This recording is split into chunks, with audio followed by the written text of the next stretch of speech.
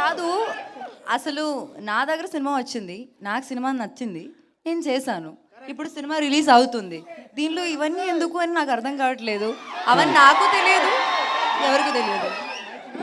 Okay, అంటే ఇప్పుడు ఆ నుండి మిమ్మల్ని ఇప్పుడు తీసుకుంటే మీకేమనిపిస్తుంది ఈ సినిమాలో క్యారెక్టర్ మీ కెరీర్ పరంగా కానీ? అంటే till now you did so many characters కదా, బిఫోర్ టిల్లు స్క్వేర్.